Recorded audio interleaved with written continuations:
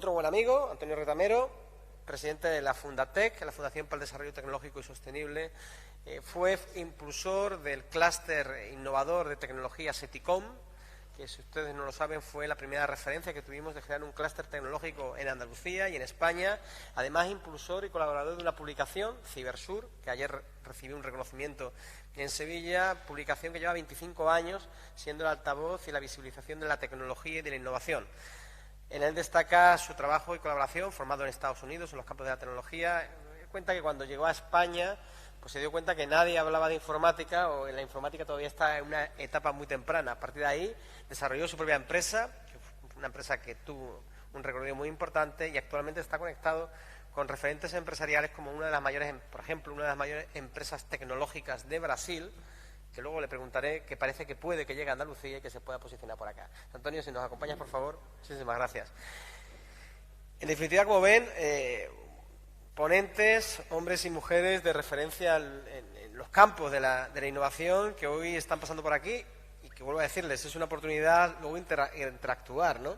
Creo que Huelva es una provincia que se está abriéndose cada vez más al mundo y está identificando el talento que aquí hay. Luego podréis descubrir, yo conozco el caso de algunos de los que nos acompañan porque tuve la oportunidad de estar con ellos en el foro Huelva Business Market. Tendréis la oportunidad también de conocer cuáles son sus proyectos de innovación y también de esas empresas familiares que en Huelva es una referencia, ¿no? Su tejido económico se constituye por ese elemento que impulsa la innovación desde acá. Bueno, algunas preguntas que quiero hacer, tendría muchas, ¿no? Pero en primer lugar, me gustaría tratar con vosotros algo tan interesante como el tema de la innovación y el papel que tienen las empresas familiares y pymes en este campo. Fabia, que luego intervendrá como speaker también, y luego vamos a abusar de ti en el sentido bueno de la palabra y del tiempo, de tu tiempo, abusar de tu tiempo, pero ¿cuál es el posicionamiento hoy, a vuestro juicio, que tienen las empresas familiares y pymes en el campo de la revolución tecnológica, ¿no? Hoy asistimos a una irrupción disruptiva de tecnologías que a veces, yo lo hablo con Paco, lo hablo también con otros compañeros. Por ejemplo, también nos acompaña Juan Francisco de DS Network, que es otra empresa también tecnológica de referencia y que se orienta a las empresas también en ayudarles en ese cambio. Pero va a tanta velocidad todo que a veces las empresas familiares y pymes que estamos o están en sus cosas, en su día a día, que tiene que ver con el impuesto de sociedades, que tiene que ver con pagar las nóminas, que tiene que ver atender al cliente, que tiene que ver cómo gestionar con los proveedores, se les puede pasar se les puede hacer muy grande poder dar ese salto a la tecnología, ese salto a la innovación. Y también se le puede hacer muy grande lo que decía Carlos, ¿no? El acceso incluso a la financiación que existe. El otro día, por ejemplo, listábamos las convocatorias de fondos europeos para el ámbito de la reindustrialización o la tendencia que es el desarrollo tecnológico de las empresas, y de aquí a final de año pues son más de 200 convocatorias las que se vienen, ¿no? Al final, claro, para una empresa familiar eso puede ser muy grande.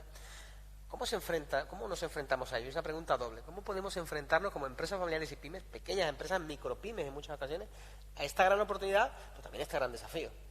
Antonio, te doy la palabra y luego Fabián. Perfecto, muchas gracias, Josu. Lo primero que quiero comentar es que yo, como empresario que he sido durante muchos años, me he de poner en la piel del empresario, y sobre todo el empresario, la pyme y el empresario familiar.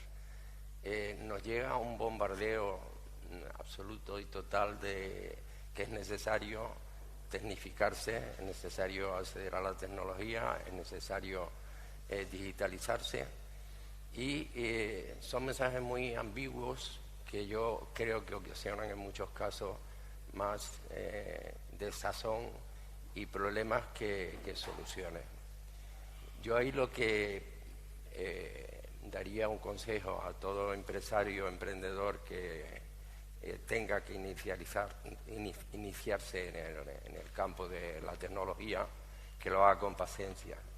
Que lo haga con paciencia y que lo haga con sentido común. O sea, no hay que ir hacia la tecnología porque sí. O sea, todo tiene un sentido, y el empresario, que es normalmente el que mejor conoce los objetivos de por qué ha montado o ha emprendido una empresa, sabe perfectamente cómo priorizar y dónde debe empezar, cómo tiene que invertir, etcétera, etcétera. Eso es fundamental. Yo creo que la tecnología hoy es algo tan impresionantemente grande que si no hacemos ese ejercicio de estudiar dónde debo empezar con llevar a cabo mi proceso de digitalización, lo tenemos mal. Fabián, tu caso. Bueno, yo en mi caso creo que el papel fundamental de las pequeñas empresas debería ser el de ser como el early adopter, ¿no? El que primero adopta un poco las tecnologías, porque dentro de los procesos de las grandes empresas, si bien cuentan con presupuestos mucho mayores y es mucho más fácil, por un lado, a nivel económico la adopción, pero a niveles burocráticos o digamos de agilidad, yo creo que la pequeña empresa tiene esa ventaja, ¿no? Y yo creo que dentro de ese papel, adoptar temprano, ¿no?, la cuestión de las tecnologías, yo creo que debería ser pues un punto a tener en cuenta desde el tejido, ¿no?, más pequeño de las pymes. Y sí es verdad que también se convierte en el mayor reto para ellas, sobre todo en lo que se refiere a las empresas, digamos, familiares, ¿no?, que quizás pues el poder de decisión está en una generación pues que les cuesta más entender la importancia, ¿no?, de la tecnología en sí. Y bueno, ahí yo creo que tendríamos que, en conjunto con el conocimiento en una serie de claves, hablar un poco de profundizar en esta adopción, ¿no?, de la tecnología, porque yo creo que permitiría muchísima, o sea, agilidad, reducción de costes, una serie de factores que todos sabemos que trae, ¿no?, en consecuencia esa adopción. Una segunda pregunta y una reflexión, antes de pasar luego ya al café cuando terminemos esta mesa. ¿Qué tipo de tecnologías creéis que están hoy al alcance de las pymes y de las empresas familiares y les puede ayudar para poder desarrollar o implementar su actividad, ¿no? Recientemente yo, por ejemplo, tenemos un buen amigo de nuestra red que también ha participado en diferentes foros, que es Eduardo Canelles, que todos conocemos, de Metaverso.io. Yo, por ejemplo, otro día me inmersaba en el metaverso, ¿no?, que también lo conocí en un evento muy interesante que se hizo en Huelva, un evento de Smart Cities que se desarrolló aquí, justamente en este lugar. Y otro día, pues entré en el metaverso, ¿no? Y decía, bueno, el metaverso es verdad que hasta que uno no entra no se da cuenta de esto, ¿no?, y te queda muy lejos. Pero aparte de esa tecnología, ¿qué otras tecnologías existen? Se habla del blockchain, por ejemplo, con la tecnología. Pero a veces esos vocablos, metaverso, blockchain, imaginemos, ¿no?, en una pyme que está en la sierra o está en un entorno urbano, le puede quedar muy lejos y a lo mejor no sabe la utilidad que le puede dar la tecnología. Si tuviera que bajar a la tierra, ¿qué tecnologías y cómo le podrían ayudar? Cualquiera de los dos, quien queráis. Como tú quieras. Bueno, yo, por empezar un poco, yo creo que hoy tenemos la facilidad de tener una serie de herramientas, como comentaba antes Marta, ¿no?, que pueden ayudar un poco en ese proceso de adopción, ¿no?, de las tecnologías. Yo creo que también estamos viviendo una revolución dentro de esa cuarta revolución tecnológica, que es la adopción un poco de las inteligencias artificiales. Os quedaríais asombrados, ya tenemos incluso Futurepedia, una serie de sitios donde podemos preguntar qué tipo de inteligencias artificiales podemos usar para aplicarlas en determinadas cosas.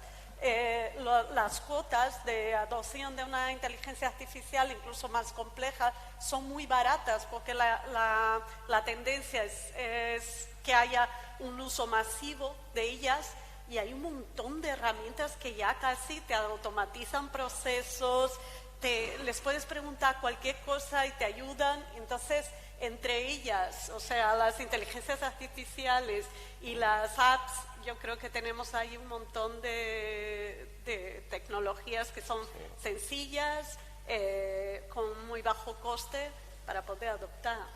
Antonio. Sí, yo insisto en lo que dice Fabián, pero insisto en lo que he dicho antes, debe haber sentido común.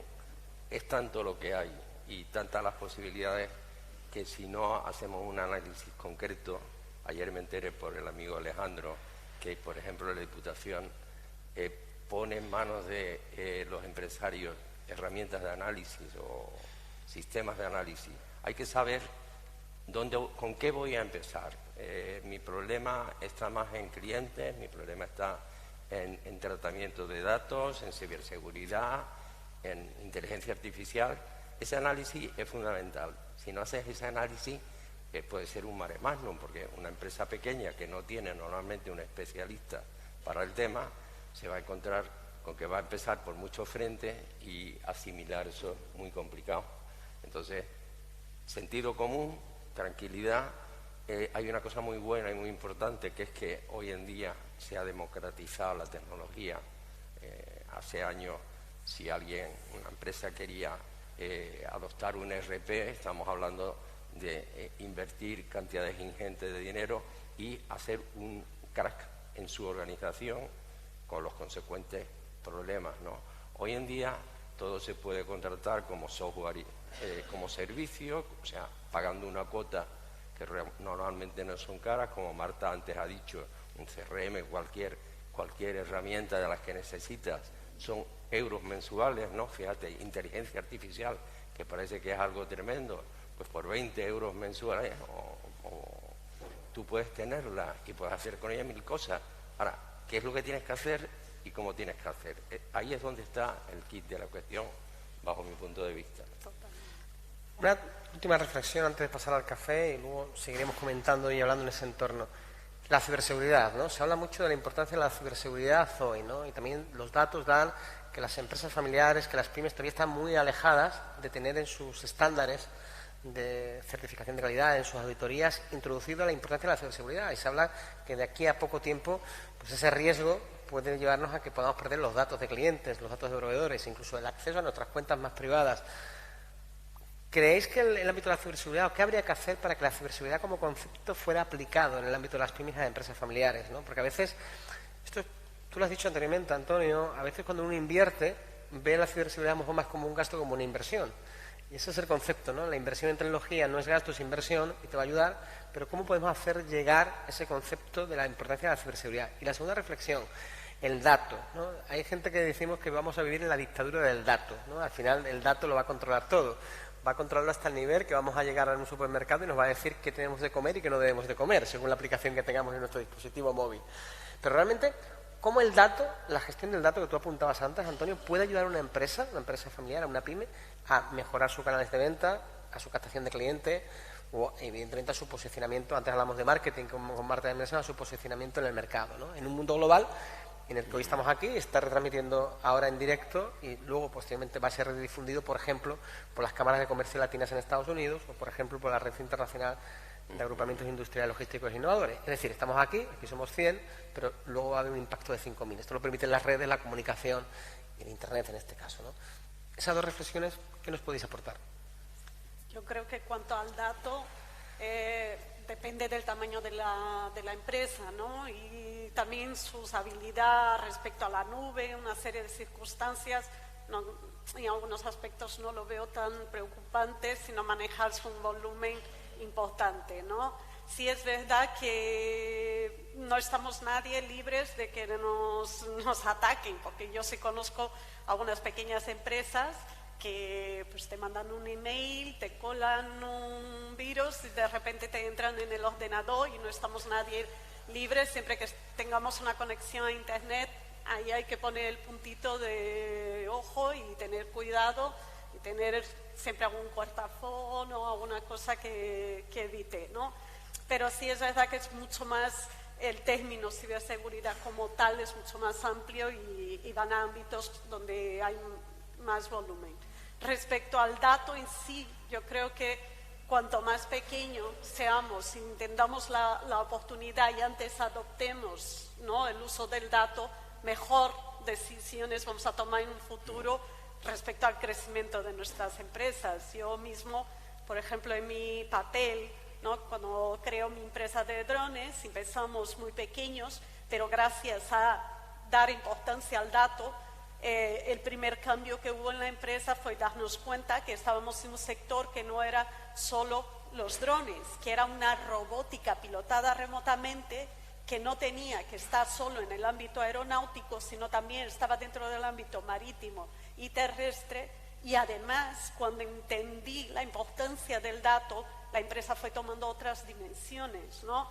En el caso, explico, nosotros entramos en el sector de agricultura de precisión, que es un tema que atañe mucho aquí a Huelva, ¿no?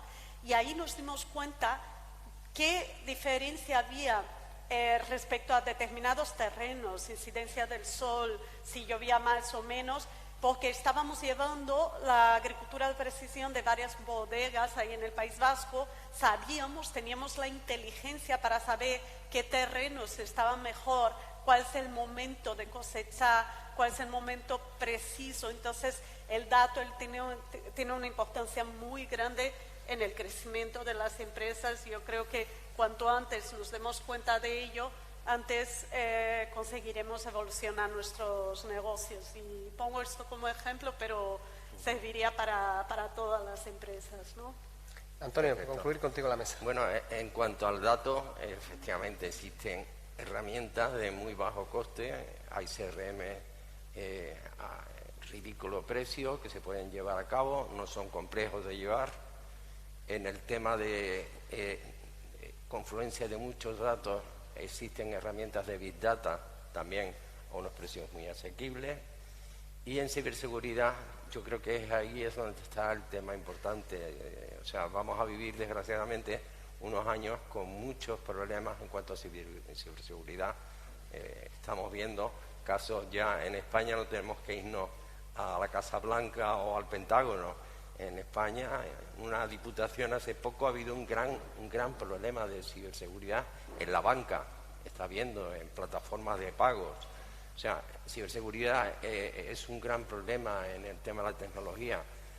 Ahí también hay que aceptar, o sea, hay empresas, te has referido antes a Stefanini es la segunda empresa mundial, es brasileña, en ciberseguridad, después de Rafael, que como sabéis es la empresa del Mossad, y ellos tienen un paquete para pyme que es perfectamente accesible en cuanto a precio y sobre todo en complejidad, porque lo que hay que ver en todo esto de la tecnología es que la complejidad de uso no te lleve a un problema mayor que la de la utilización de la tecnología.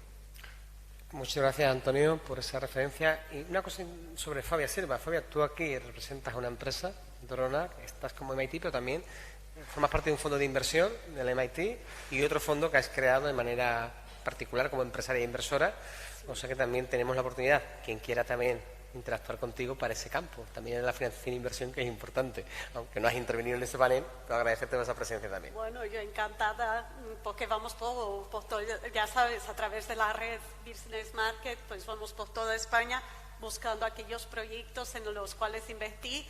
Cuando pongo, digamos, la chaqueta del MIT, miro más hacia empresas que tengan algo relacionado con el Deep Tech, ¿no? Esas tecnologías que salen de un poco que a raíz de la ingeniería, y con el nuevo fondo pues tenemos ya aquellas pequeñas empresas en seed, en momento seed, y a partir de ahí pues yo encantada de ver proyectos. Pues muchísimas gracias por vuestra participación, y ahora vamos a degustar de un café que es necesario para poner fuerzas, porque luego tendremos a Patricia Laplana, CEO de Aslan Green Solutions, que es una referencia también en el campo de la sostenibilidad. Muchísimas gracias y continuamos la jornada.